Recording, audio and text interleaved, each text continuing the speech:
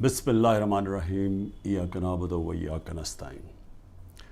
میرے پاکستانیوں، جب میں ایک بہت کیس لڑ رہا تھا جو کہ انگلینڈ میں سب سے اہم کیس تھا، یعنی 3 ہفتے کے لیے برطانیہ کی ساری اخباروں کی وہ ہیڈ لائنز تھا، اور وہ اس کی جو کیس کی جو پروسیڈنگز تھیں وہ شام کو ہر ٹیلی ویژن چینل کی ہیڈ لائنز تھی۔ بڑا امپورٹنٹ، انگلینڈ کا سب سے بڑا کھلاڑی تھا اس وقت، اور میرے اوپر انہوں نے کیس کیا ہوا تھا۔ تو میرا بھی جو وکیل تھا وہ برطانیہ کا مانا ہوا وکیل تھا، اس کا نام تھا سر جارج کامن، اور دوسری طرف اس کے پاس بھی برطانیہ کا ٹاپ وکیل تھا۔ تو سارا، کیونکہ میرا بھی نام تھا، یین بوتھم کا بہت بڑا نام تھا، تو اس وقت سارا جو انٹرسٹ تھا صرف سپورٹس میں نہیں، سب دیکھ رہے تھے اس کیس کو، اور یہ وکیل بھی ٹاپ کے تھے۔ مجھے ایک چیز یاد ہے، جب میں اپنی ایویڈنس اپنے وکیل کو بتا رہا تھا کہ کیس کیا ہے، سمجھا رہا تھا اس کو، تو اس نے میرے سے ایک بات کی۔ اس نے کہا، دیکھو میں تمہاری کوئی مدد نہیں کروں گا کہ تم نے عدالت میں جا کے کہنا کیا، میں کوچ نہیں کروں گا، یہ ہماری اخلاقیات کے خلاف ہے۔ حالانکہ چپ کر کے مجھے بتا دیتا کہ دیکھو وہ تمہارے سے یہ پوچھیں گے، تم یہ کہنا وہ کہنا، یا مجھے میری تیاری کرواتا، کیونکہ میں تو کبھی پہلے عدالت میں نہیں گیا تھا۔ وہ اور بات ہے کہ اب جو میں جتنی عدالتوں کے چکر لگا دیے، میں زبردست طریقے سے بولتا تھا، لیکن میرا تو پہلی دفعہ تھی۔ اس نے کوئی بات نہیں کی، اس نے کہا میں نے تمہیں کچھ نہیں بتاؤں گا، یہ ہے تم سچ، یہ تمہاری ایویڈنس ہے، اس کے مطابق تم نے بات کرنی ہے۔ اور اس نے پھر مجھے کیا کہا، اس نے کہا اگر آپ نے کسی چیز کے اوپر میرے سے جھوٹ بولا ہے، میں اسی وقت کیس تمہارا ختم کر کے جج کو کہوں گا جی میں کیس سے پیچھے ہٹ رہا ہوں۔ اس نے کہا اور تمہیں 3 سال کی قید ہوگی جھوٹ بولنے پہ۔ تو مجھے ابھی بھی یاد ہے کہ وہ میں بڑا ایک طرح مجھے عجیب لگا کہ یہ اتنا اسٹرکٹ رولز ہیں یہاں کے، لیکن مجھے تو تب تک تو میں کافی دیر برطانیہ میں پڑھ بھی چکا تھا، میں کرکٹ کھیلتا تھا، تو میں صرف آپ کو سمجھا رہا ہوں کہ ان کا اخلاقی معیار کیا تھا اور ان کا انصاف کا نظام کیا تھا، کہ عدالت کے اندر جا کے تم نے سچ بولنا ہے، تب تک میں تمہارے ساتھ کھڑا ہوں۔ اور پھر وہ بھی اب ذرا یہ دیکھ لیں کہ وہ انگلینڈ کا ہیرو تھا، اور جوری تھی، 12 لوگوں کے جوری بیٹھتی ہے، جج ہوتا ہے پھر جوری ہوتی ہے جو کہ عام شہری ہوتے ہیں۔ تو میرے اپنے وکیل نے کہا کہ تمہارا کوئی چانس نہیں ہے جیتنے کا، کیونکہ ساری انگریز جوری ہے اور وہ انگلینڈ کا ہیرو ہے، اور تم پاکستانی ہو، اور تمہیں پتہ ہے ہمارے لوگوں کے اندر تعصب بھی ہوتا ہے۔ تو کہتا تمہاری جیتنے کی کوئی چانس نہیں، بلکہ اس نے مجھے کوشش کی کہ تم کیس نہ ہی پیسے باہر آؤٹ آف کورٹ سیٹلمنٹ کر لو، لیکن میں نے کہا میں حق پہ کھڑا ہوں، میں لڑوں گا کیس۔ اس نے کہا تمہاری صرف 20% چانس ہے، اور یہ یاد رکھیں کہ اگر وہ میں کیس ہار جاتا تو یہ جو میں نے اپنا لنڈن کا فلیٹ بیچ کے میں یہ بنی گالا کا گھر بنایا، یہ سارا کچھ ہی چلا جاتا، کیونکہ وہ اتنا زیادہ اس کا خرچہ آتا ہے۔ تو میں آپ کو آج یہ کہنا چاہتا ہوں کہ وہ معاشرے آج خوشحال، اور وہ معاشرے جدھر آج ہمارے لوگ کشتیوں میں ڈوب ڈوب کے پہنچنے کی کوشش کرتے ہیں، یعنی زندگی کا دوڑ پہ لگا کے، یعنی سمندر میں ڈوب جاتے ہیں لیکن وہ پہنچنا چاہتے ہیں ان ملکوں میں، تو اس کی وجہ یہ نہیں ہے کہ وہاں وسائل زیادہ ہیں، اس کی وجہ یہ ہے کہ وہ ہماری سے اخلاقیات پہ، ان کے مورل ویلیوز بہت زیادہ ہیں، وہاں انصاف کا نظام ہے۔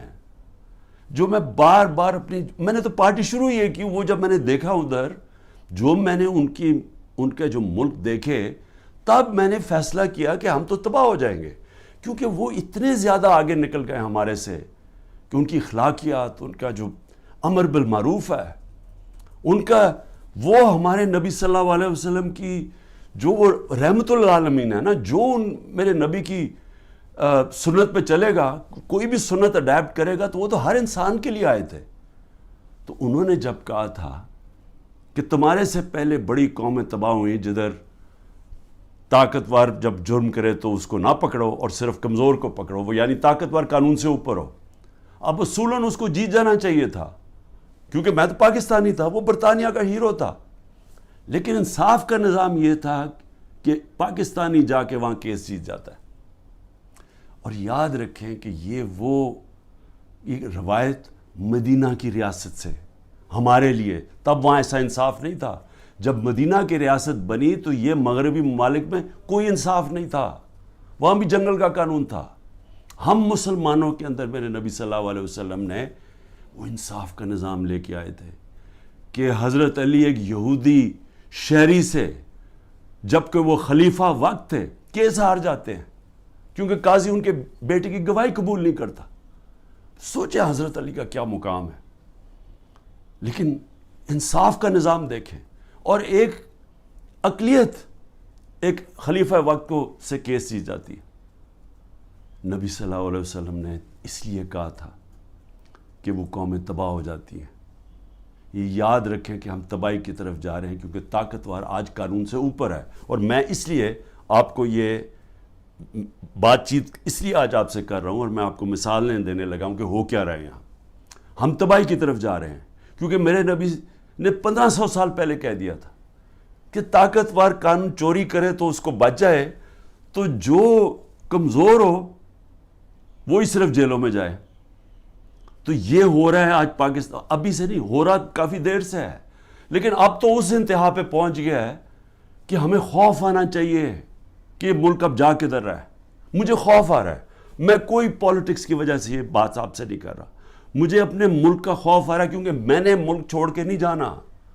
لوگ جو بھاگ جاتے ہیں ملک سے، یا جو اپنی، میرے بھی بڑا آسان ہے، اگر میں دنیا میں باہر جاؤں تو میں جا سکتا ہوں، میرے لیے تو عمران خان کے لیے دروازے کھلے ہیں، لیکن عام لوگوں کی میں آج بات کر رہا ہوں۔ آپ جب سب سن رہے ہیں، کتنے لوگ آپ باہر چلے جائیں گے؟ تو یہ تو وہ میرے نبی نے جو 1500 سال پہلے کہا، ہم تو وہ تیزی سے ادھر جا رہے ہیں، اور ہمارا آج جو وہاں ہو رہا ہے، خیر اس پیمانے میں تو نہیں پہنچ سکتے کہ میرے نبی نے کہا میری بیٹی نے بھی جرم کیا تو اس کو سزا ملے گی، قانون سے اوپر کوئی نہیں۔ حضرت ابو بکر نے آتے ساتھ ہی پہلی سٹیٹمنٹ، میں انصاف قائم کروں گا، طاقتور کو قانون کے نیچے لے کے آؤں۔ حضرت عمر نے اپنے بیٹے کو سزا دلوائی اس نے جب قانون توڑا۔ ہم تو وہ ان کی امت ہیں جو دنیا کے سب سے عظیم لیڈر ہیں، اور آج یہاں جو ہو رہا ہے، وہ ملک جو اسلام کے نام پہ بنا تھا، ہمیں شرم آتی ہے، دنیا ہمیں دیکھتی ہے، ہمیں شرم آتی ہے کہ یہ ہو کیا رہا ہے اس ملک کے ساتھ۔ مولانا رومی سے جب پوچھا کہ قوم کیسے مرتی ہے جو ہم آج نیچے جا رہے ہیں، تو انہوں نے کہا جب وہ اچھے اور برے کی تمیز ختم کرتی ہے، جب وہ امر بالمعروف سے ہٹ جاتی ہے، جب وہ طبقہ جو ملک کا سب سے بڑا جرم کرنے والا طبقہ ہے، جب اس کو ہم اوپر بٹھا دیتے ہیں، کیونکہ ایک آدمی فیصلہ کرتا ہے بند کمروں میں، تکبر سے بھرا ہوا، پاور اتنی اس کے پاس، وہ بڑے زور و شوروں سے فیصلہ کر رہا ہے کہ جناب عمران خان کو ہٹا کے تو میں نے ان کو، اور شہباز شریف سے تب سے اس کی بات چیت چل رہی تھی جنرل باجوہ کی۔ اب تو آج خواجہ آصف کا بیان آ گیا کہ ابھی ایک سال میری گورنمنٹ کو نہیں ہوا تھا، وہ کہتا تب سے سوچ رہا تھا کہ اس کو گرانے کا۔ بھئی تمہیں اس کی حیثیت کیا تھی؟ الیکٹ کر کے میں آیا ہوں، پبلک کے ووٹ سے میں آیا ہوں، ذمہ داری میری ہے، لیکن اس نے فیصلہ کر لیا۔ اور یہ یاد رکھیں کہ یہ جو آج ہو رہا ہے یہ ملک کے ساتھ، یہ سب سے بڑا جنرل باجوہ اس کا ذمہ دار ہے۔ آپ کو پتہ ہے کہ جو ہم نے IMF میرے پاس آئی ملنے ہیں، جو ہم نے، کیونکہ گورنمنٹ ڈیفالٹ کرنے جا رہی تھی، اس لیے ان کو یہ $3 ارب IMF کا چاہیے تھا۔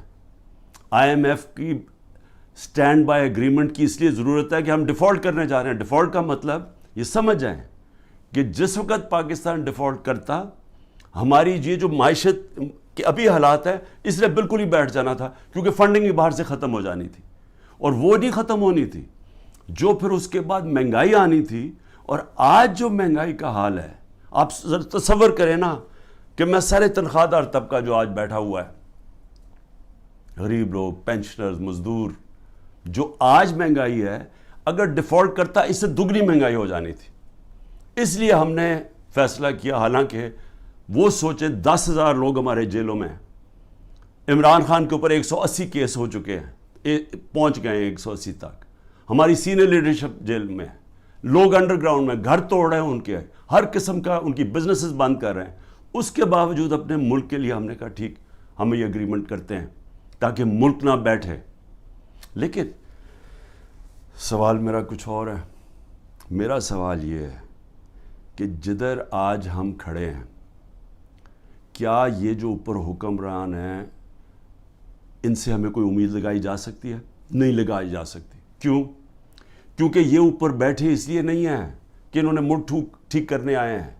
یہ میں آپ کو بتاؤں گا، یہ صرف اور صرف جو میں آپ کو 5 سال پہلے سے کہہ رہا تھا، یہ NRO والے لوگ ہیں جو میرے پیچھے صرف پڑے ہوئے تھے، سب اکٹھے ہو کے جی PDM بن گئی ہے جی، ڈیموکریٹک الائنس ہے. صرف مقصد ایک تھا کہ کسی طرح کرپشن کے کیسز سے یہ نکلے، اور میں اسی پہ چل رہا تھا. اپنے نبی صلی اللہ علیہ وسلم انہوں نے جب فرمان دیا کہ قومیں تباہ ہو جاتی ہیں، طاقتور کو اگر آپ معاف کر دیں، اس کو وہ چوری کرے اس کو نہ پکڑے. تو آج وہی ہو رہا ہے. ساری جنرل باجوہ اس کو جب اعظم سواتی کو اس نے مار پڑوائی، اس نے یہ ٹویٹ لکھا نا، شکریہ جنرل باجوہ آپ نے NRO2 جو دیا ہے ان لوگوں کو، اس کے اوپر اس نے اس کو مار پڑوائی اور اس کے اوپر تشدد کروایا. تو آج یہ ذرا سن لیں کہ ان کے کیسز، تاکہ پہلے یہ سن لیں اور پھر سنیں کہ جو میرے سے اب کس طرح کے کیسز کیے جا رہے ہیں، ذرا سے موازنہ کر لیں. سب سے پہلے نواز شریف کا کیس. وہ کیس کیا تھا؟ انٹرنیشنل انکشاف ہوتا ہے، پینما پیپر، دنیا کے اندر ایک انکشاف ہو جاتا ہے جنہوں نے اپنے آف شور اکاؤنٹس میں کمپنیوں کے پیچھے پراپرٹیز لی ہوتی ہیں. تو بڑے بڑے دنیا کے اندر وزیر بھی تھے، کوئی ایک آدھ ملک کا پرائم منسٹر بھی تھا، اور بڑے نام اس کے سامنے آئے، بلکہ برطانیہ کا اس وقت پرائم منسٹر کا بھی نام آ گیا کہ اس کی بھی پراپرٹی ہے. دنیا میں شور مچ گیا. تو ادھر پتہ چلا کہ 4 جن سب سے مہنگے لنڈن کے علاقے میں جو مے فیئر کے فلیٹس ہیں، وہ نواز شریف کی بیٹی اس کی اصل مالکہ تھی. اب سب کو پتا تھا کہ اس کے پاس تو پیسہ نہیں، اس کا مطلب نواز شریف نے خریدے. اب یہ تھا کیس، 1.5 سال عدالت میں چلا. نواز شریف نے اسمبلی میں کہا ہاں یہ ہیں ہمارے فلیٹس مانے، اور کہا یہ ہیں ذرائع کہ جس کے ذریعے میں نے خریدے. جب عدالت میں کیس شروع ہوا تو وہ ادھر سے اور کہانی بدل گئی، وہ ذرائع غائب ہو گئے. اس نے کہا جی قطری کھاتا آ گیا کہ جی قطریوں نے ہمیں یہ کوئی ڈیل ہوئی تھی، کوئی قطریوں سے ڈیل ہوئی تھی تو انہوں نے ہمیں یہ مفت کے دے دیے فلیٹ. یہ اس کے بعد یہ کہانی آئی. پھر اس کے بعد کلیبری فونٹ آ گئی. عدالت کے اندر مریم نواز نے جھوٹ بولا، کیونکہ وہ جو جس فونٹ جس سے جو لکھی گئے تھے کانٹریکٹ، جو اس نے اپنے بھائی کے ساتھ کانٹریکٹ دکھایا، وہ جو اگریمنٹ تھی وہ ابھی تک ایجاد ہی نہیں ہوئی تھی. جب اس نے وہ 2007 میں ہوئی، انہوں نے 2006 میں، کیونکہ جعلی کانٹریکٹ تھا. جھوٹ کی سیدھی 3 سال سزا ہوتی ہے، وہ کچھ بھی نہیں ہوا. اس کے بعد جناب سزا ہو گئی بعد میں ایون فیلڈ میں، اور پھر دوسرا نواز شریف کا تھا، وہ ایک اور اس کی جو سزا تھی ہل میٹل یا اس کی عزیزیہ مل تھی، اس کے اوپر تو اس کو سزا ہو گئی. مریم نواز کو سزا ہو گئی. اب عدالت کیا کرتی ہے؟ اب یہ پوچھا کیا جاتا ہے، ذرا سنیں. وہ مان گئے کہ ہمارے فلیٹ ہیں. عدالت اب یہ پوچھتی ہے ان سے کہ جناب بتائیں، آپ ثابت کریں، نیب کو کہتی ہے کہ آپ ثابت کریں کہ یہ واقعی ان کے فلیٹ ہیں. وہ رہ رہے ہیں وہاں 30 سال سے یا 25 سال سے، وہ مان گئے ہمارے فلیٹ ہے، لیکن عدالت کہتی ہے نیب کو کہ آپ ثابت کریں کہ کیا واقعی ان کے فلیٹ ہے. کیسے کوئی ثابت کر سکتا ہے؟ اگر آپ نے آف شور اکاؤنٹس بنائے ہوئے ہیں باہر ورجن آئلینڈز میں، تو کوئی ثابت نہیں کر سکتا. اس طرح تو جو بھی آج میں نے چوری کرنی ہے پیسے، میں بھی وہ وہاں باہر کمپنیز کے پیچھے میں خرید لوں پراپرٹیز، تو ثابت کون؟ ان کو صدیاں لگ جائیں گی ثابت کرنے میں. تو ایک تو یہ ہو گیا. دوسرا شہباز شریف. اب یہ ذرا سن لیں. شہباز شریف کی 16 ارب روپے کے ان کے بیٹوں کی بینک اکاؤنٹس میں پیسہ آتا ہے. ڈاکیومنٹری ایویڈنس ہے جس میں مقصود چپراسی کے بینک میں 3 ارب سے 3.5 ارب روپے آ جاتا ہے. ایک چپڑاسی کے بینک اکاؤنٹ میں، اور ساتھ ان کا نیب میں کیس ہوتا ہے. انہوں نے فیک اکاؤنٹس دکھائے ہوتے ہیں، جو لوگ کبھی پاکستان سے باہر ہی نہیں گئے ان کے نام میں انہوں نے کہا جی ہمیں انگلینڈ سے ریمیٹنسز مل رہی ہیں. یہی حدیبہ پیپر مل میں اس شریف خاندان نے کیا، جو اسحاق ڈار نے اپنے 164 کے بیان میں بتایا 2001-2002 میں کہ میں ان کے لیے منی لانڈرنگ کرتا تھا، یہاں سے پیسہ باہر بھیجتا تھا، ادھر کسی کوئی قاضی فیملی تھی اس کے اکاؤنٹ میں جاتا تھا. اس نے باقاعدہ بتایا سب کچھ. اس اکاؤنٹ سے پھر پیسہ پاکستان ان کی خاندان کے نام پہ آتا تھا. یعنی منی لانڈرنگ یہ حدیبہ پیپر مل سے 25 سال پہلے سے شروع کی ہوئی تھی. وہی شہباز شریف وہی پیٹرن کیا، وہی آصف زرداری کے فیک اکاؤنٹس میں وہی پیسے، یہاں سے فیک اکاؤنٹ سے پیسے باہر بھیجو، ادھر سے دکھاؤ کہ جی منی ریمیٹنسز آئے ہیں اور وہاں سے پیسہ منگوا لو، باقی باہر رکھ دو. اصل پیسہ ان کا باہر پڑا ہوا ہے، صرف جو پیسے کی ضرورت پڑتی ہے وہ منگواتے ہیں یہاں. تو یہ اب آپ یہ سن لیں کہ یہ شہباز شریف کا کیس تھا. شہباز شریف بھی کیس سے نکل گیا، نواز شریف بھی کیس سے نکل گیا. شہباز شریف کیس سے کیسے نکلا؟ شہباز شریف کیس سے ایسے نکلا کہ انہوں نے پہلے تو جناب آتے ساتھ ہی ایف آئی اے کا سربراہ تبدیل کیا، کیونکہ جنرل باجوہ نے اس کو اوپر لا کے ہمارے اوپر مسلط کر دیا. جب انڈر ٹرائل تھا شہباز شریف اور اس کے بیٹے انڈر ٹرائل تھے، تو جب ہماری گورنمنٹ کرائی اس کو اوپر بٹھا دیا آ کے. اس نے آ کے آتے ساتھ ہی ایف آئی اے کا ہیڈ چینج کیا، اسے پرسیکیوشن کو چینج کیا، جو پروسیکیوشن تھی اس کو چینج کیا. انہوں نے جو پہلے انویسٹیگیشن کر رہا تھا مسٹیریسلی ڈاکٹر رضوان کو پہلے ہٹایا اور وہ ہارٹ اٹیک سے مر گیا. اس کے بعد مقصود چپڑاسی مر گیا ہارٹ اٹیک سے. ارشد شریف جس نے بڑی ڈیٹیلڈ اس کیس کے اندر کام کیا ہوا تھا، اس کے بعد تھوڑی دیر کے بعد اس کا قتل ہو جاتا ہے. اور کوئی جج بھی انویسٹیگیٹ نہیں کرتا کہ جناب ڈاکیومنٹری ایویڈنس والیومز پڑی ہیں ان کی انویسٹیگیشن میں، وہ بھی ختم ہو جاتی ہے. ادھر سے نیب کا ہیڈ چینج کرتے ہیں. نیب کا ہیڈ جب چینج کرتے ہیں آفتاب سلطان، تو میں آج اس کو سلام کرتا ہوں کہ وہ جب آیا تو اس سے جب غلط کام کروانے کی کوشش کی اس نے کہا میں نہیں کرتا، اور اس نے ریزائن کیا. پھر ایک اور آدمی کو لے کے ہیں جو موجودہ آدمی ہے، اور وہ سارے کیسز ان کے ختم. نیب بھی کیسز ختم شہباز 8 ارب کے، اور یہ بھی کیس ختم. یہ جو 16 ارب روپے کے یہ جو ایف آئی اے کے کیس اب وہ بھی ختم ہو، کیونکہ اپنے لوگوں پر بٹھا دیے.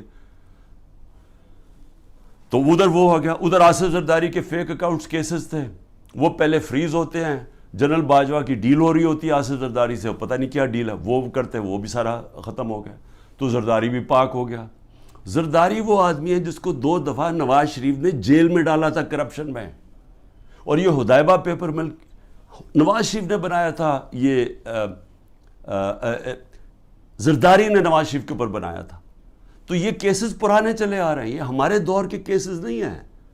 لیکن جب ہمارا دور آیا تو جناب نیب تھی جنرل باجوہ صاحب کے نیچے، اس کے بعد سارے کیسز رک گئے. اور وہ تو خیر اب چیزیں سامنے آئی گئی ہیں کہ خواجہ آصف نے خود ہی کہہ دیا کہ ان سے تو بات چیت تو ان سے شروع ہو گئی تھی، تو کیسز ان کے کیسے آگے بڑھنے تھے. لیکن یہ سمجھ جائیں کہ جو آج اوپر طاقتور بیٹھے ہوئے ہیں ان کی اربوں روپے کے کیسز معاف ہوئے ہیں. اور سب سے امپورٹنٹ چیز یہ ہے کہ یہ جب کیسز تھے یہ ان کی گورنمنٹ تھی. جو حمزہ شہباز اس ملک سے بھاگا ہے وہ تو جب ایف آئی اے کا کیس آئے وہ جب ہماری گورنمنٹ تھی. لیکن جب نواز شریف کے بیٹے یا ملک سے بھاگے ہیں تب تو ان کی گورنمنٹ تھی، کیونکہ ان سے پوچھا کہ جناب یہ مہنگے آپ کی پراپرٹیز کدھر سے آئیں. وہ باہر بھاگ گئے اور پھر کہتے جی ہم تو پاکستانی شہری نہیں ہیں، ہم برطانیہ کی شہری ہیں. اس کا مطلب کہ عمران خان اگر پرائم منسٹر بنے، یہاں سے چوری کر کے پیسے بھیجتا رہے اپنے بیٹوں کے سلمان اور قاسم کے اکاؤنٹس میں، اور کہے جی وہ تو پاکستانی شہری نہیں ہیں، تو وہ جواب دہی نہیں ہے. تو یہی بیٹے بھی باہر بھاگ گئے، انہوں نے کہا جی ہم جواب دہی نہیں ہیں. اس کے بعد دماد بھاگتا ہے شہباز شریف کا، وہ جب نیب اس کو کرپشن کیس پہ بلاتی ہے وہ باہر بھاگ جاتا ہے ان کی گورنمنٹ کے نیچے. پھر ان کا فائنانس منسٹر اسحاق ڈار ملک سے باہر بھاگتا ہے جب نیب بلا کے پوچھتے ہیں کہ جی آپ کے یہ اثاثے ہیں، یہ آپ کے آئے کدھر سے ہیں، یہ ایک دم آپ تیرے امیر کیسے ہو گئے، وہ بھی ملک سے باہر بھاگ جاتا ہے ان کے دور میں. تو میں سوال پوچھ رہا ہوں کہ میں کیوں نہیں باہر بھاگ رہا؟ ان کے اوپر تو 1-2 کیسز تھے. میرے اوپر تو 180 کیس بن چکے ہیں. تو میں کیوں نہیں ملک چھوڑ کے بھاگ رہا؟ کیونکہ انہوں نے چوری کی ہوئی تھی. ان کے ایسٹس ہیں, ان کے پاس اربوں روپے کے ایسٹس ہیں جو یہ بتا ہی نہیں سکتے کدھر سے آئے ہیں, اور ملک سے باہر لے کے منی لانڈرنگ کیا, دگنی کرائم ہے. اور میں اب آتا ہوں, 2 اور چیزیں میں آپ کو کہہ دوں. ہمارے 3.5 نیب کے سال میں 480 ارب روپیہ پاکستان نے نیب نے ریکور کیا چوری کا, کرپشن کا. 480 ارب روپیہ. اس سے پہلے سارے دور میں نیب نے 280 روپیہ ریکور کیا تھا. آج مجھے بتائیں کہ نیب سے کتنا پیسہ نیب نے کتنا پیسہ ریکور کیا؟ 1100 ارب روپیہ ریکور کرنا تھا. آج وہ کوئی پیسہ ریکور نہیں ہو رہا. اب نیب کا کام ہے کہ عمران خان کے اوپر کرو, یا جو ہمارے جو بھی اب مخالف ہیں ان سے پارٹی چھڑوانے کے لیے یا ان کو ڈرانے کے لیے. اب نیب کا صرف یہ کام رہ گیا. نیب جو پاکستان کے اندر, میں پھر سے کہتا ہوں, 480 ارب روپیہ ہمارے دور میں نیب نے ریکور کیا تھا, اور 1100 ارب روپیہ بچا ہوا تھا.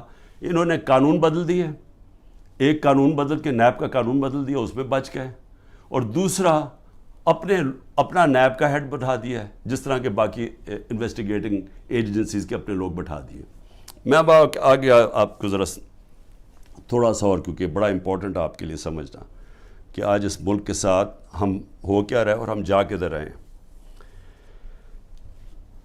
اس میں آ جائیں کہ اب میرے اوپر کیسز ہیں. میرے اوپر انہوں نے, جس طرح میں نے کہا, 180 کیسز کیے ہوئے ہیں. لیکن میں اب ان میں ذرا آپ کو بتانے لگا ہوں کہ یہ کون سے یہ کیسز یہ 6 مختلف ٹائپ کیسز میرے اوپر کیے ہوئے ہیں. تو میں ذرا سمجھ جائے کہ یہاں اربوں روپے کی چوری ہے, اور 30 سال سے کیسز ان کے اوپر ہوتے آ رہے ہیں. مشرف نے NRO دیا, ادھر بچ گئے. آصف زرداری کی کیس تھی, اس نے سر محل خریدا ہوا تھا, وہ انہوں نے جا کے پورا کیس کر کے جب وہ بیکا سر محل, پیسہ پاکستان آنا تھا, NRO دے دیا, وہ پیسہ اپنے پاس رکھ لیا. $60 ملین سوئٹزرلینڈ میں پڑے ہوئے تھے. وہ پاکستان نے کیس کیا وہاں, وہ پیسہ پاکستان آنے لگا تھا, NRO دیا, وہ واپس چلے گئے. تو حدیبہ پیپر مل تو مشرف کے دور میں اس کے اوپر آگے پیش رفت ہی نہیں ہوئی, جس کے اوپر اسحاق ڈار نے باقاعدہ, پھر سے میں کہہ رہا ہوں, ڈیٹیلز دی ہوئی تھی کہ کیسے وہ منی لانڈرنگ کرتا تھا ان کے لیے. تو یہ لوگ آج اوپر بیٹھے ہیں, سب کیسز معاف کروا لی ہیں. لیکن اب کر کیا رہے ہیں؟ اب یہ کر یہ رہے ہیں کہ انہوں نے اب اس کو استعمال کر رہے ہیں, اینٹی کرپشن کو, نیب کو اور FIA کو, کس طرح اب صرف 1 پوائنٹ جائے, تحریک انصاف کو ختم کیا جائے. اب میرے اوپر کیسز سب سے زیادہ, پہلے آ جائے میرے کرپشن کیسز کیا ہیں. میں پہلے بھی بول چکا ہوں, لیکن میں آپ کو پھر یاد کرا دوں. سب سے پہلے القادر کیس کیا ہے؟ القادر کیس یہ ہے کہ میں نے ایک یونیورسٹی بنانی تھی. میں پہلے سے سوچ رہا تھا کہ مجھے موقع ملے تو ضرور بناؤں گا, کیونکہ ایک میں نے نمل یونیورسٹی بنائی ہوئی ہے, ایک میں نے القادر یونیورسٹی بنانی تھی. القادر کا میرا مقصد یہ تھا کہ یہاں سیرت نبی کے اوپر اپنے نوجوانوں کو, ان کو سمجھایا جائے, سیرت نبی کے اوپر وہ کھڑے ہو تاکہ ان کو لیڈرشپ آئے, ساتھ ٹیکنالوجی. یہ آئیڈیا تھا اس کا. اور یہ یونیورسٹی جب میں نے شروع کی تو اس کے اندر میرا مقصد تھا کہ ملک ریاض کو, کیونکہ ملک ریاض اور پروجیکٹس میں, راوی سٹی میں بھی تھا, ادھر بھی چیپ سستے ہاؤسنگ کے اندر بھی تھے. پھر بعد میں ہم نے جب یہ شروع کی سینٹرل بزنس ڈسٹرکٹ جو والٹن کی تھی, کیونکہ سب سے بڑا بلڈر ہے پاکستان کا. ملک ریاض کو صرف میں نے اس لیے کہا کہ آپ یہ کر دیں پروجیکٹ, کیونکہ ملک ریاض کی سپیڈ ہے, سب سے بڑا بلڈر ہے پاکستان میں. جو ملک ریاض نے 3 سال میں کام کیا ہے ہمارا یہ القادر میں, وہ ہمیں 14 سال 15 سال لگے نمل یونیورسٹی میں. یعنی اتنا کنسٹرکشن کا کام ہمیں 15 سال جو لگا وہ اس نے 3 سال میں کر دیا, کیونکہ وہ سب سے بڑا بلڈر ہے. میرا تو یہ مقصد تھا. ملک ریاض نے کہا میں یہ خود ہی اسپانسر کرتا ہوں یہ آئیڈیا جو القادر کا ہے. اب یہ ہوتی ہے بات, یہ سمجھیں, یہ ہوتی ہے 2018 کی نومبر دسمبر کی بات ہے. اس کے بعد جب وہ اس کی اوپننگ شروع, اس کی جو سٹون لینگ ہے وہ مئی میں شروع ہو جاتی ہے. مئی 2019 میں. 2019 کی دسمبر میں ایک کیبنٹ کا فیصلہ آتا ہے, وہ میں بتا چکا ہوں آپ کو. کیبنٹ نے فیصلہ یہ کرنا تھا کہ کیا ہم نے ملک ریاض کے کوئی پیسے انگلینڈ کی نیشنل کرائم ایجنسی نے انہوں نے فریز کیے ہوئے تھے ایز سسپیشس ٹرانزیکشن, کہ ہمیں شک ہے اس ٹرانزیکشن کے اوپر, منی لانڈرنگ پہ نہیں. اور اس کی ڈیل ہو جاتی ہے ان کے ساتھ. اب وہ فیصلہ کرتا ہے کہ سپریم کورٹ میں ملک ریاض نے پیسہ دینا ہے, وہ اس میں ڈالنا چلتا ہے سپریم کورٹ کے اکاؤنٹ میں, اور ان کی ڈیل ہوتی ہے. ہمارے کیبنٹ کے سامنے صرف یہ فیصلہ آتا ہے کہ اگر آپ اس کو ڈیل کو کانفیڈینشیل رکھیں گے جو اس کے اور اس میں تھی, لیکن عدالت میں آپ لے جا سکتے ہیں, لیکن صرف کیبنٹ, کیونکہ کیبنٹ میں پبلک ہو جانی تھی, تو وہ کہتا ہے پبلک نہ ہو.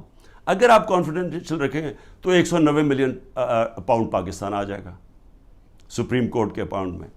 لیکن اگر آپ نہیں کریں گے تو آپ کو جا کے انگلینڈ میں کیس کرنا پڑے گا اور وہاں ثابت کرنا پڑے گا کہ منی لانڈرنگ ہے یا نہیں ہے. وہ سول کیس تھا.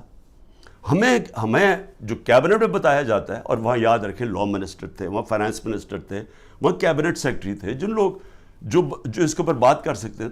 تو سب نے یہ جو کنسنسس بنا کہ اگر ہم سول کیس کرتے ہیں یہ ثابت کرنے کے لیے منی لانڈرنگ, وہ ہمیں 5-6 سال لگ جائیں گے, اور اگر کیس ہار جاتے پیسہ وہی رہ جاتا تھا.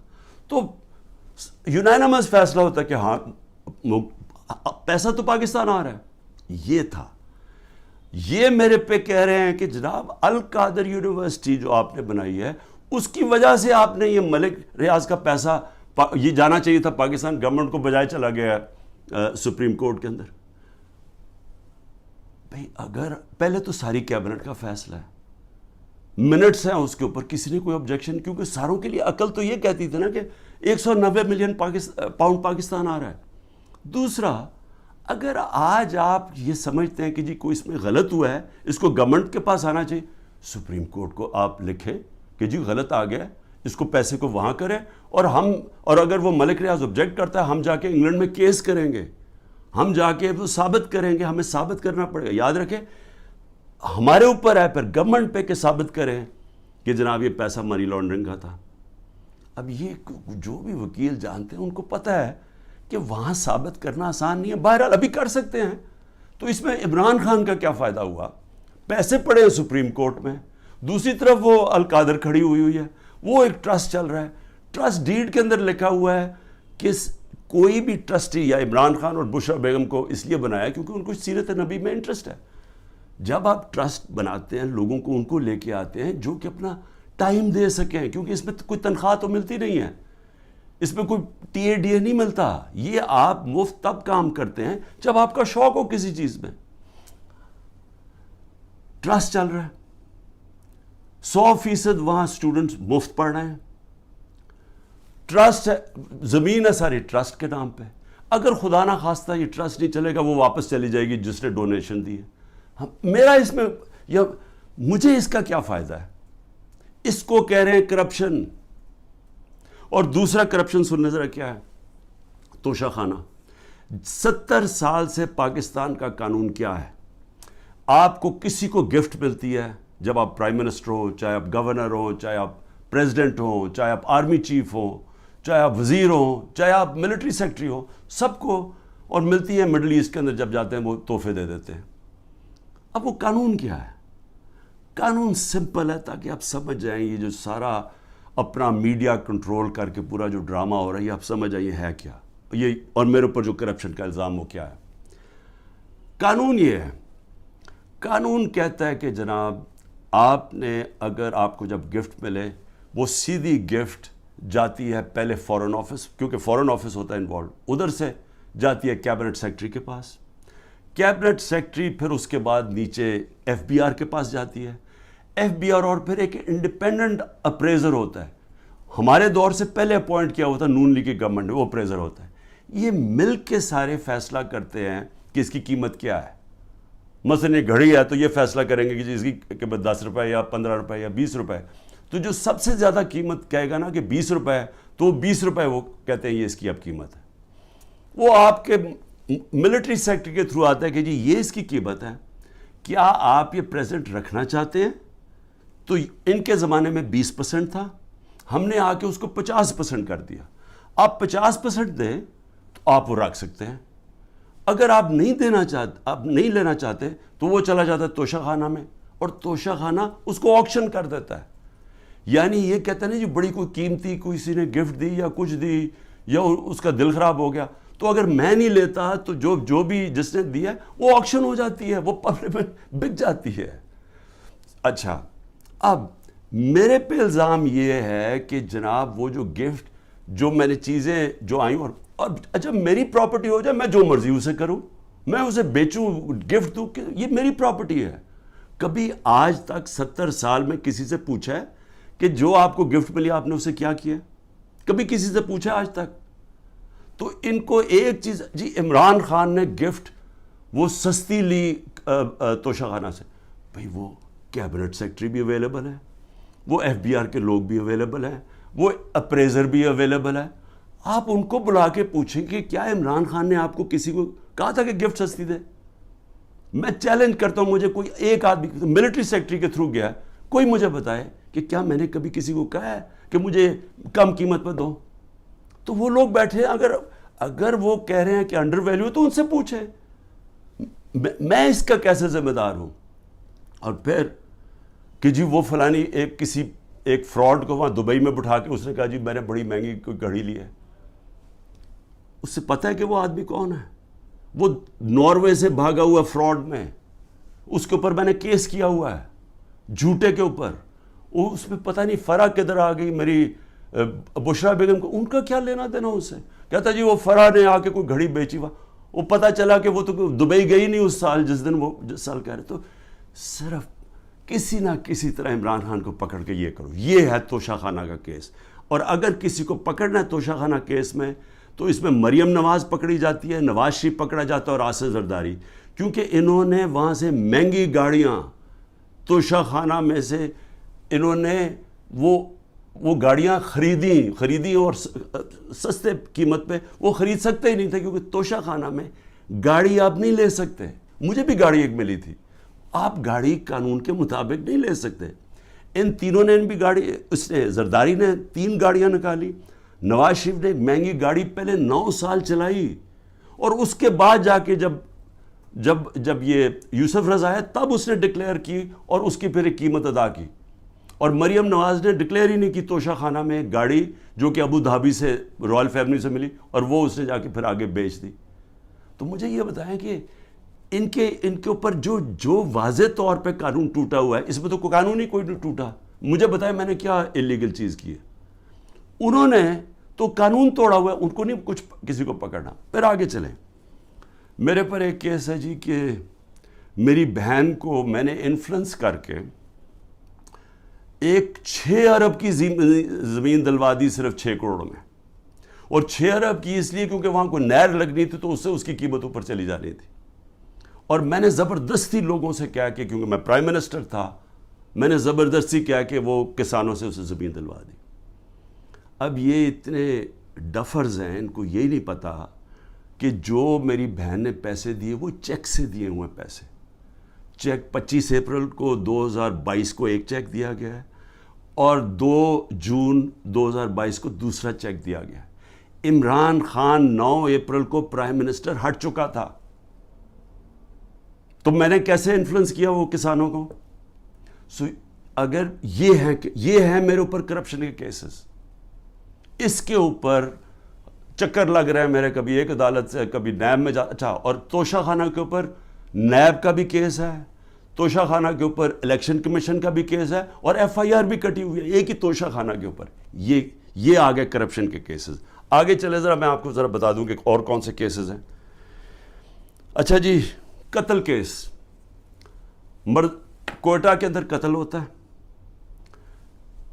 اس کے 4 گھنٹے کے اندر شہباز شریف کا جو مشیر ہوتا ہے مسٹر ڈینٹونک, وہ جا کے ایک دم ٹی وی پہ آگے کہتا ہے کہ جی عمران خان نے اس کو قتل کر دیا. اس وقت میرے پر 150 کیسز تھے. مجھے کیا پتا کہ کون سا کیس ہے, کون سا وکیل ہے. وہ ہمیں ریڈار پہ ہی نہیں تھا کہ پتہ نہیں وہ کیا کیس ہے. مجھے تو یہ نہیں پتا کیس کیا تھا. جی وکیل کو عمران خان نے قتل کروا دیا. اس کے بعد اس کے بیٹے کو اٹھاتی ہے پولیس, سارے کوئٹہ کو پتا کیا ہوا، کیونکہ ساری وکلا کمیونٹی کو پتا ہے. اس کو 12 گھنٹے پولیس رکھتی ہے، سافٹ ویئر اپڈیٹ ہوتا ہے، اور اس کے بعد وہ ایف آئی آر میں عمران خان کا نام لے دیتا ہے کہ عمران خان نے قتل کیا. اس کے اگلے دن اس کی بیوی سٹیٹمنٹ، اس کی ویڈیو ریکارڈنگ سٹیٹمنٹ ہے کہ یہ میرے خاندان نے، رشتہ داروں نے اس کا قتل کیا ہے. اس سے پہلے ایک باقاعدہ ڈیمونسٹریشن ہوتی ہے اس وکیل کے خلاف کہ اس نے ہمارا قتل کروایا ہے. عدالت کو وہی وکیل جا کے کہتا ہے کہ میرے کیسز سے بھی میں نہ لگاؤ، یہاں لگاؤ کیونکہ ہماری دشمنیاں ہیں. اس کا قتل میرے پہ ڈال کے اور ایف آئی آر کٹ جاتی ہے 302 کی، اور کہتے ہیں جی آپ کوٹا جا کے اپیئر کریں. اور پھر اس سے پہلے ضلع شاہ کا جب 8 مارچ کو قتل ہوتا ہے، پولیس کسٹڈی میں میرے اوپر پھر قتل کا کیس ڈال دیتے ہیں. میں گھر میں بیٹھا ہوا ہوں، مجھے پتہ ہی نہیں کیا ہو رہا، کیونکہ یہاں ٹیئر گیسنگ چل رہی تھی اس دن، کیونکہ ہم اپنی ریلی نکالنے لگے. پتہ چلا جناب ایک دم 144 پولیس نے لگا کے تو ریلی روک دی ہے. تو میں اندر بیٹھا ہوں، میرے اوپر 302 کا قتل کا کیس ہو جاتا ہے. 3 دن کے بعد جب ضلع شاہ کا پوسٹ مارٹم ہوتا ہے اور پتہ چلتا ہے کہ 26 جگہ اس کے اوپر تشدد کر کے اس کو قتل کیا. اب اس کے بعد پولیس پھنس جاتی ہے. پھر کیا کرتی ہے؟ نہیں جی وہ ایکسیڈنٹ ہوا ہے، اور ایکسیڈنٹ میں بھی پھر مجھے بات ہے کہ جی میں نے کوئی انفارمیشن نہیں دی، ایک اور ایف آئی آر کٹ جاتی ہے. تو میں آپ کو صرف یہ بتا رہا ہوں کہ یہ جو قتل کرنے کا کیس ہے، یہ یاد رکھیں کہ یہ پہلے سے یہ جو اوپر بیٹھے ہوئے ہیں یہ پرانے گاہک ہیں. یہ لوگوں کو قتل کروانے کے یہ ہیں، یہ شہباز شریف خاص طور پہ، اور یہ جو لوگوں کے اوپر جھوٹے کیسز کرنے کے یہ ماسٹر ہیں اس کے. میں اب بات کر رہا ہوں یہ جب 97 سے 99 تک یہ شہباز شریف جب چیف منسٹر تھا اور بھائی صاحب اوپر پرائم منسٹر تھے، ذرا یہ چھوٹی سی ایک عابد باکسر نے اس کے اوپر کہا ہوا ہے ڈاکیومنٹری، وہ سنیں. میں سچو سبزہ زار تھا اس وقت، مجھے ایک سینئر افسر نے بلایا اور کلیئر یہ کہا کہ چیف منسٹر پنجاب شہباز شریف صاحب یہ 5 بندے سبزہ زار میں مروانا چاہتے ہیں. میں نے انکار کیا. میرے انکار کے بعد یہ ڈیوٹی انہوں نے اپنے لیفٹ ہینڈ، رائٹ ہینڈ نہیں لیفٹ ہینڈ عمر ورک کی لگائی، اور وہ عمر ورک نے 5 سبزہ زار میں بندے وہ قتل کیے. اس سے پہلے میں آپ کو بتا دوں کہ گارڈین کے اندر ایک آرٹیکل چھپتا ہے، یہ جب 97 سے 99 تک تھا شہباز شریف. آرٹیکل کیا ہے؟ اس میں کہتا ہے 850 ایکسٹرا جوڈیشل کلنگ پولیس مقابلے میں لوگوں کو مروایا جاتا ہے جب شہباز شریف چیف منسٹر تھا. اور اس کے اندر وہ ایمنسٹی انٹرنیشنل کنفرم کرتے ہیں کہ یہ بالکل ٹھیک ہے کہ پولیس انکاؤنٹر کے ذریعے شہباز شریف نے اس کے دور میں لوگ مروائے گئے. اب ذرا یہ سنیں کہ عابد باکسر کیا کہتا ہے. پنجاب میں جعلی مقابلوں کے لیے پولیس انسپیکٹرز کو کیسے مجبور کیا جاتا ہے؟ انکاؤنٹر اسپیشلسٹ عابد باکسر کی نئے ویڈیو میں سنسنی خیز انکشافات. مجھے حراست میں لے کر جھوٹے مقدمات میں نامزد کیا گیا، یہ ان کی جانب سے کہا گیا. کچھ چیزیں جو میڈیا اور پبلک کے سامنے لانا چاہتا ہوں کہ کس طرح شہباز شریف صاحب لوگوں کے ریکارڈ بنواتے ہیں، کس طرح انہیں جعلی پولیس مقابلے میں مارا جاتا ہے، کس طرح لوگوں کی جائیدادیں ہتھیائی جاتی ہیں. یہ تمام چیزیں میں آج پبلک کے سامنے رکھوں گا تاکہ وہ اس کا فیصلہ کر سکیں. میں 99 میں بطور S H O factory area تعینات تھا. میرے ماموں ایک رقبہ باغ بچہ کی ملکیت کے دعویدار تھے. میاں صاحب اس کو خریدنا چاہتے تھے لیکن قیمت میاں صاحب کی مرضی کی ڈیسائیڈ نہیں ہو رہی تھی، جس کے بعد میاں صاحب نے اس کو ہتھیانے کا فیصلہ کیا. لیاقت نام کے مالی کو مدعی بنا دیا گیا، اور مدعی بنانے کے بعد اس کو ایک پرچہ دے دیا گیا کہ یہ تمام رجسٹریاں باغ بچہ کی جو ہے یہ جعلی اور بیک ڈیٹڈ ہیں. اور ایک فقرہ لکھوا دیا گیا کہ میرے ماموں ظفر عباس نے مالی کو دھمکی لگائی ہے کہ میں عابد باکسر سے تجھے مروا دوں گا. یہ جو بات یا یہ جو لائن ہے یہ اینٹی کرپشن لا کے مطابق کوئی جرم نہیں بنتا. زیادہ سے زیادہ اگر ہوتا تو 506 کا پرچہ میرے ماموں کے خلاف درج ہو سکتا تھا. میرے ماموں پہ پریشر ڈالا گیا، میرے ماموں یہ پریشر برداشت نہ کر سکے اور وہ بچوں کے ساتھ بیرون ملک چلے گئے. میاں شہباز شریف صاحب کے حکم پر مجھے معطل کر دیا گیا. معطل کرنے کے بعد مجھے گرفتار کر لیا گیا. گرفتار کرنے کے بعد مختلف تھانوں میں مجھے زیر حراست رکھا گیا. اس کے بعد ایک لیٹر حمزہ شہباز کا جو منظر عام پہ آیا, تمام پاکستان کے اخبارات میں چھپا. اس میں اس نے فواد حسن فواد صاحب کو لکھا کہ عابد باکسر کے خلاف سخت ترین ایکشن لیا جائے, اور ایک فقرہ آخر میں لکھا, please note it that we are not in the habit of listening the word legal or illegal. اس کے بعد مجھے اچھا جی, اب یہ ذرا سمجھ جائیں کہ جو قتل, اور اس نے شہباز شریف نے ایک اور میرے اوپر الزام لگا دیا کہ میں آرمی چیف کو اب قتل کروانا چاہتا ہوں, کہ میں پلان کر رہا ہوں آرمی چیف کو قتل کروانے کے لیے. اور اس دیکھیں وہ جو ہوتا ہے نا, وہ کہتے ہیں کہ ایک انگریزی میں ہے کہ tax a thief to catch a thief, یعنی چور جو ہوتا ہے وہ چور کو پکڑ سکتا ہے کیونکہ چور چور کی طرح سوچتا ہے, کیونکہ یہ ساری زندگی یہ جرائم پیشہ لوگ ہیں, یہ اس کو پتہ ہے کہ عمران خان کوئی قتل نہیں کروانا ہے, ان کو پتہ ہے کہ نہ میں, سب کو کوئٹہ کو پتہ ہے نہ میں نے اس کو قتل کروایا نہ یہ ذل شاہ کو, لیکن یہ جھوٹے الزام لگانے کے یہ ماسٹر ہے. اچھا یہ قتل یہ ہو گیا, جب مرڈر کیسز یہ میرے پاس ایک ایف آئی آر ادھر کی کٹی ہوئی ہے اور ایک انہوں نے ذل شاہ کے اوپر اور چینج کر کے کٹوا دیے. پھر آ جائے جی دہشت گردی. زیادہ تر اب میرے پر کیس دہشت گردی کی عدالتوں میں ہیں. اب وہ دہشت گردی کے کیسز کیسے ہیں؟ 9 میں سے پہلے کیسز ہیں. وہ کیسز کیا ہیں جناب؟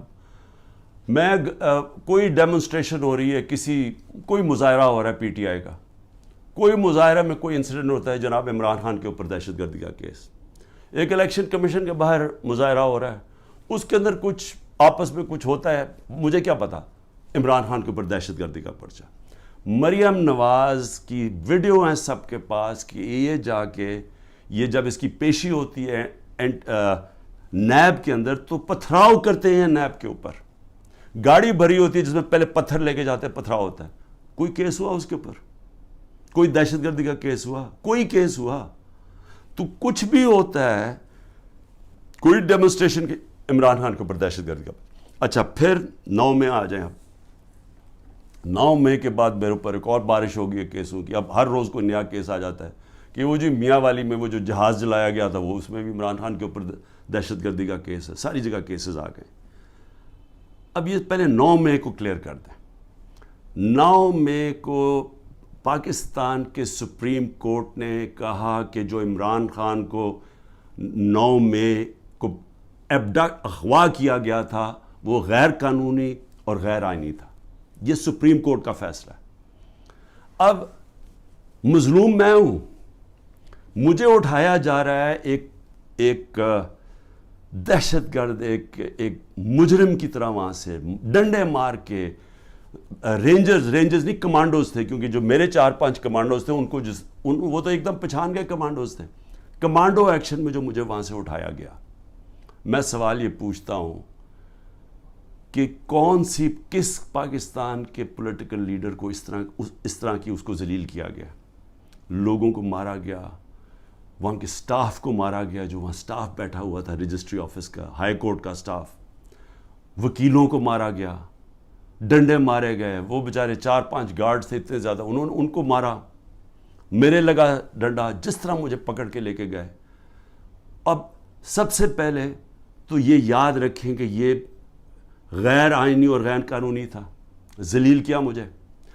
اس کے اوپر جو ری ایکشن آیا وہ آنا تھا.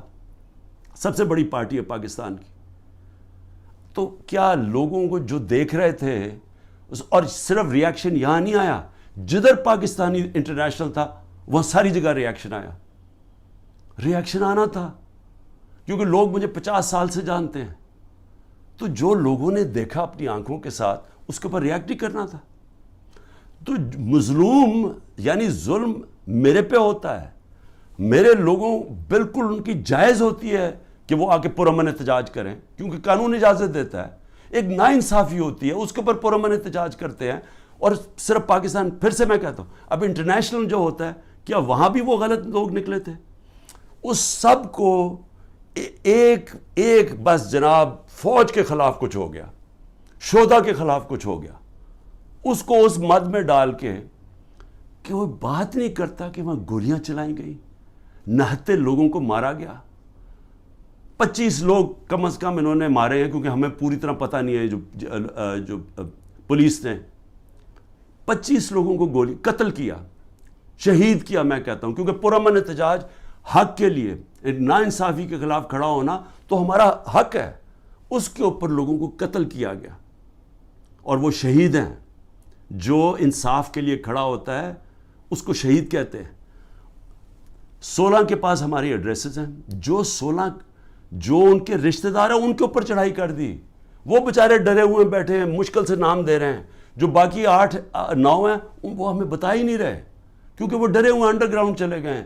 اس طرح انہوں نے, جس طرح ذلے شاہ کے گھر ساری پہنچ گئی تھی ان کی ساری پنجاب کے آئی جی اور سارے, اور اسے جب اس کی جب باڈی تھی تو اس کو کہا جی یہ ایکسیڈنٹ ہوا, زمین پہ پڑا, یہ ملا ہے سائڈ پہ.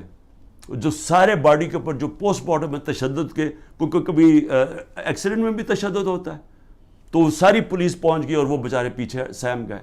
اسی طرح سارے جو ان کے رشتہ دار ہیں جو ہوا ہے وہ سارے سہم گئے.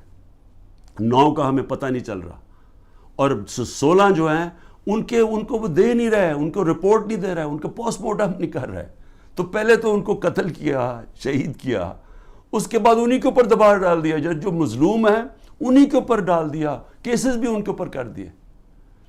اس کے علاوہ جو ٹوٹل گولیاں لگی ہیں وہ 100 سے 200 گولیاں لگی ہیں. جو ہاسپٹل میں پڑے ہوئے تھے ان کو اٹھا کے جیلوں میں لے گئے جن کو گولیاں لگی تھی. 3 کی ٹانگیں کٹ گئیں, 1 پیرالائز ہو گیا جو پیچھے گولی لگی. لیکن صرف وہ بلڈنگز کو آگ لگا دی.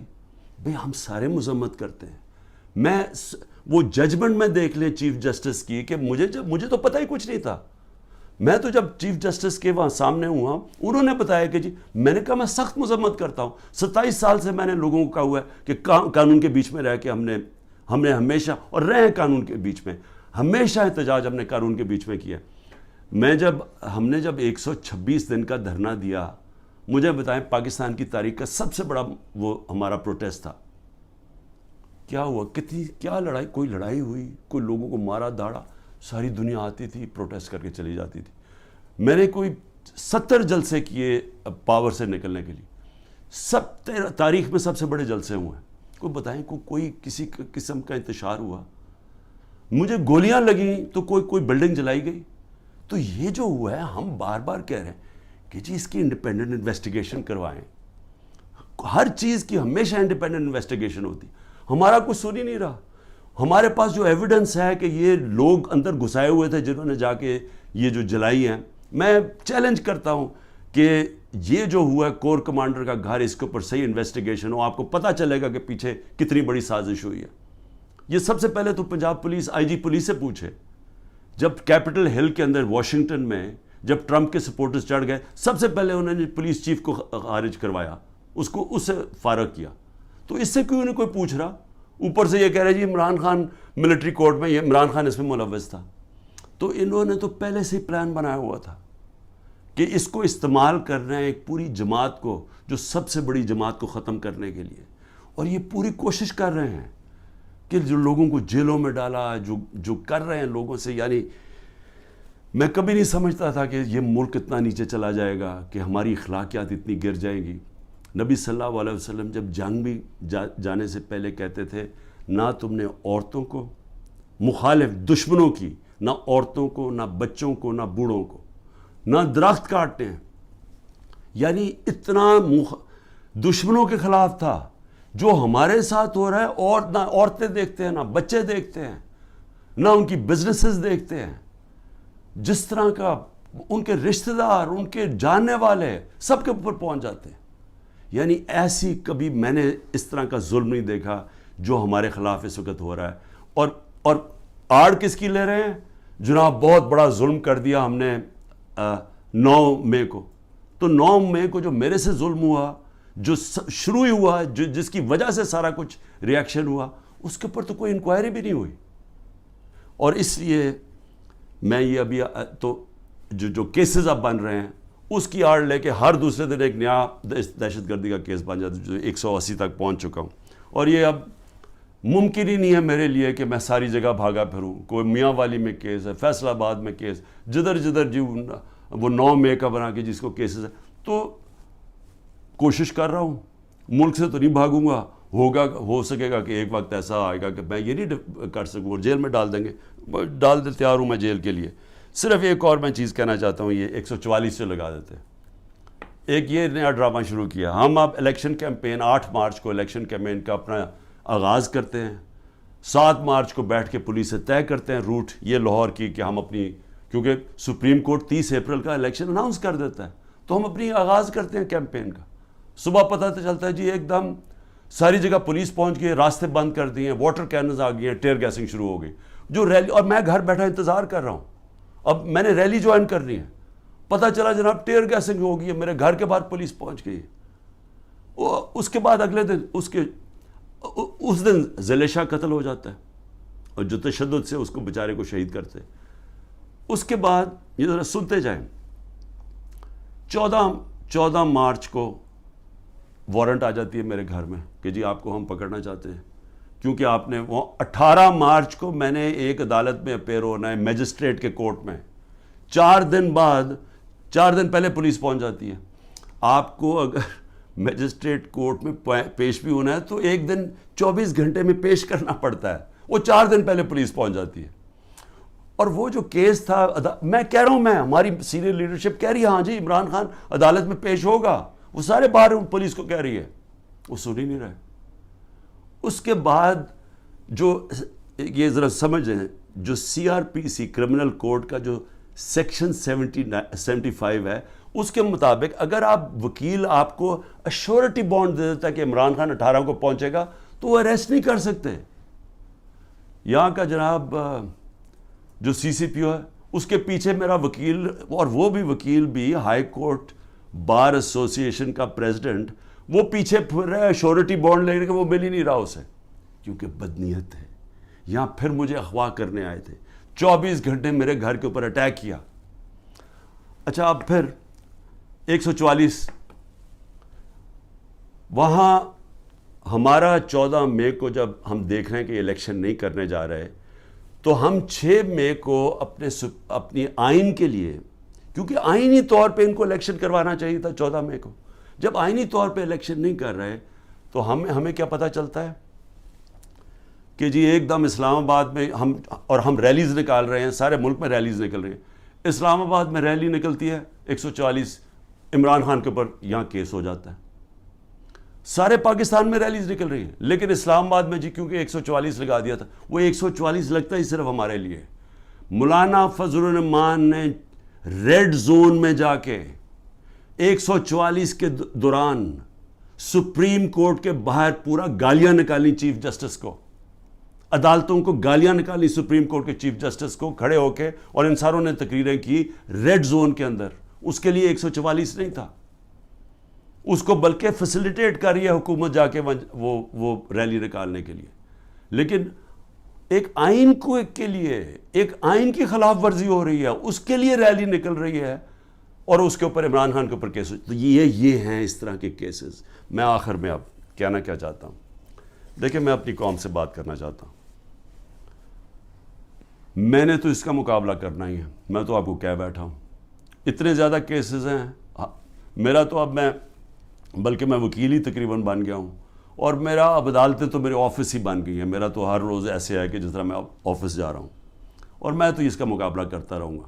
لیکن یہ ہو سکتا ہے کہ میں اب میں میاں والی بھی جانا ہے تو کوئٹہ بھی جانا ہے, یہ ہو سکتا ہے کہ میں اب نہ کروں. انہوں نے وارنٹ نکال دیا, اریسٹ کر دیں گے. پلان تو ان کا کہ کسی نہ کسی طرح اس کو اریسٹ کرو تاکہ یہ جیل میں جائے, اور پھر اس کی پارٹی توڑو, اور اس کے بعد پھر الیکشن اناؤنس کرو. یہ ان کا پلان ہے, میں تو اس کے لیے تیار ہوں. لیکن میں اپنی قوم سے آخر میں کیا کہنا چاہتا ہوں, دیکھیں یہ جو ہو رہا ہے نا, یہ عمران خان بنے پرائم منسٹر, الیکشن جیتے نہ جیتے, جیل میں جائے, لیکن مسئلہ تو پاکستان کا اس وقت. تو میں آپ کے لیے اب کہہ رہا ہوں, یہ جو ہو رہا ہے نا, یہ صرف اور صرف ملک کی اب تباہی ہے. یہ جو چور اوپر بیٹھ گئے ہیں, اور میں نے آپ کو ان کے کیسز بتایا, یہ تو کچھ بھی نہیں ہے کیسز, ان کے اوپر تو پوری کتابیں ہیں ان کی کیسز کے اوپر. ان کے اوپر تو باہر کی کتابوں میں ان دونوں کے زرداری اور نواز شریف خاندانوں کے اوپر چوری کے اوپر ان کے اوپر کتابوں کے اندر مینشن کیا ہوا ہے, باہر کے اخباروں میں ہے. یہ ایک دوسرے کے متعلق کیا کہتے تھے, اسٹیبلشمنٹ ان کے متعلق کیا کہتی تھی, تو اس میں تو کسی کو کوئی شک نہیں ہے کہ انہوں نے کیا کیا. اب یہ جو پلان بن رہا ہے کہ عمران خان کو جیل میں ڈال کے ان کو واپس لے کے آنا, چلیں عمران خان جیل میں بھی چلا جاتا ہے, یہ واپس بھی آ جاتے ہیں, لیکن ملک کا کیا بنتا ہے؟ میں یہ سوال پوچھ رہا ہوں کہ ملک کا جو حالات ہیں, یہ جو جنرل باجوہ نے یہ انجینئرنگ کر کے ان کو اوپر بٹھایا ہے, کیا ملک بچ جائے گا ایسے؟ مجھے یہ بتائیں کہ صرف معاشیت کو دیکھ لیں کہ ہم جب ایک سال, میرے ہٹانے سے ایک سال پہلے جو ہمارا ڈالر, کیونکہ اصل مسئلہ پاکستان کا ڈالرز کا ہے, ہم کیوں IMF کے گھٹنوں میں پھر رہے ہیں؟ کیونکہ ہمارے پاس ڈالرز کی کمی ہے, IMF سے ہمیں ڈالرز چاہیے. لیکن جس وقت ہمارا جو آخری سال تھا 8.7 ارب ڈالر کا ہمارا ڈالر انکم میں اضافہ ہوا تھا, ایکسپورٹس میں اور ریمیٹنسز میں 8.7 ارب ڈالر کا اضافہ ہوا تھا. اس سال جب سے یہ جنرل باجوہ کے یہ تحفے آئے ہیں, انہوں نے ایک سال کے اندر 8.5 ارب ڈالر کی کمی کی ہے ریمیٹنسز اور ایکسپورٹس میں. وہ جو ہمارا بڑھا تھا اور ہمارا پورا ماشاءاللہ جس طرح ہم جا رہے تھے, مزید ہمارا اور بڑھنا تھا کیونکہ ہمارا 2 سال میں بڑھتا جا رہا تھا. ان کا ایک سال میں 8.5 ارب ڈالر کم ہوا ہے ریمیٹنسز میں اور ایکسپورٹس میں. اس کا مطلب کہ 3 ارب ڈالر کے تو ہم قرضے لے رہے ہیں ان سے, اور جو آمدنی ہے وہ سکڑتی جا رہی ہے. اگر ایک گھر کے اندر آپ کے اوپر قرضے چڑھتے جا رہے ہیں تو آپ آمدنی بڑھا کے قرضے واپس کریں گے نا. اگر آمدنی آپ کی کم ہو رہی ہے تو قرضے آپ نے کیسے واپس کرنے؟ تو یہ ہے تباہی کی طرف. بے روزگاری بڑھ رہی ہے, مہنگائی بڑھ رہی ہے, تنخواہ دار طبقہ پس گیا ہے, عوام کو سامنے کچھ نظر نہیں آ رہا.